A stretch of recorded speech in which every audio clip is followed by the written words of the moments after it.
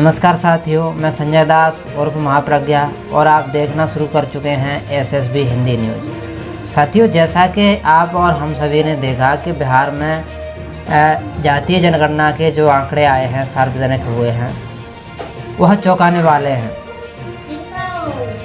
जिस ओबीसी वर्ग को दशकों पहले से 27% आरक्षण दिया जा रहा है, प्रतिनिधित्व दिया जा रहा है, साथियों, उसी ओबीसी वर्ग की आबादी जो अभी जातिगत जनगणना हुई है उसमें 27% की जगह 63% बढ़ गई है।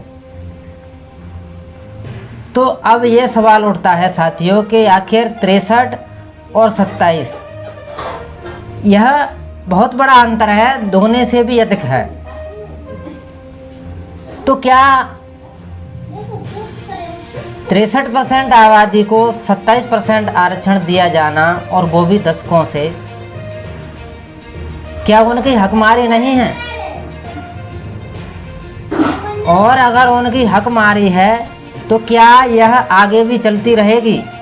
तो साथियों, 63% आबादी वाले समुदाय के लिए, वर्ग के लिए अगर 27% आरक्षण दें, प्रतिनिधित्व हम दें, तो यह उनके साथ में अन्याय होगा।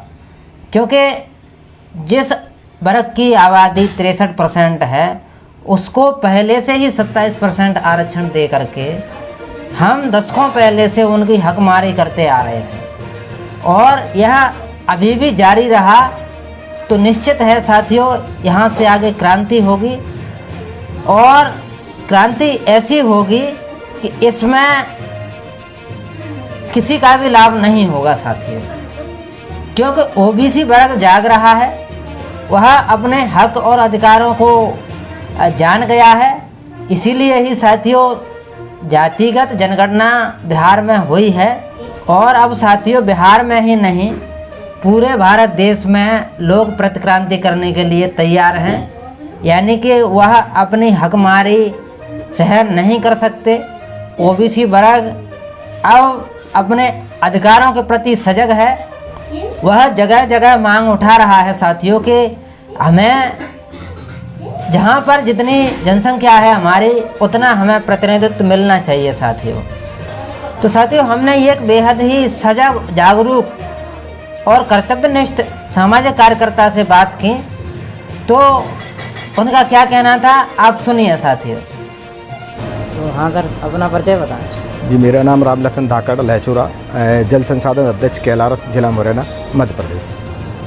तो सर आप बताएं कि जो बिहार में जातिगत जनगणना हुई है उस पर आपके क्या विचार हैं? देखिए, बिहार में जो जातिगत जनगणना हुई है, इस तरीके की जनगणना वैसे तो पूरे देश के अंदर हर प्रदेश में होना चाहिए। बिहार में जो जातिगत जनगणना हुई है उसमें ओबीसी की जो जनगणना की गई है वो दो तरह से की गई है, जिसमें पिछड़ा वर्ग को 27% और अति पिछड़ा वर्ग को 36% आरक्षण दिया गया है। लेकिन वहाँ पे जो आरक्षण दिया जा रहा है वो 27% ही दिया जा रहा है, जबकि पिछड़ा वर्ग की जनसंख्या 63% हो रही है। तो उसे जनसंख्या के हिसाब से आरक्षण मिलना चाहिए। वहीं सामान्य वर्ग की जनसंख्या पूरे देश में 15% है, उसको 10% दिया जा रहा है और उसमें भी जो घोटाला किया जा रहा है कि अन्य वर्ग को नहीं लिया जाता। जो शेष आरक्षण पर से सीट बचती हैं 40-45% के करीबन, उन पर केवल सामान्य वर्ग को ही दिया जा रहा है। तो ये एक तरफा जो लाभ दिया जा रहा है, इस लाभ को ख़त्म किया जाना चाहिए और सभी जातियों को, जिस जाति की जितनी संख्या है प्रदेश में, उस हिसाब से उनको आरक्षण मिलना चाहिए। आपको क्या लगता है कि जैसे बिहार में जातिगत जनगणना के जो आंकड़े आए हैं उससे ओबीसी वर्ग का प्रतिनिधित्व उजागर हुआ है कि हमारा प्रतिनिधित्व 63% है, तो इसी प्रकार क्या 27 और 63 में दुगना अंतर है? तो क्या इसी प्रकार पूरे देश में हकमारी हो रही है ओबीसी वर्ग की? नहीं, वो तो निश्चित ही है। ओबीसी वर्ग की तो पूर्णतः हक को मारा जा रहा है और हक मिल कहाँ रहा है? वैसे तो ओबीसी क्या मतलब, अगर जाते हो तो एसटी में भी जाएँ तो उनको भी उनका कोई हक नहीं मिल रहा है।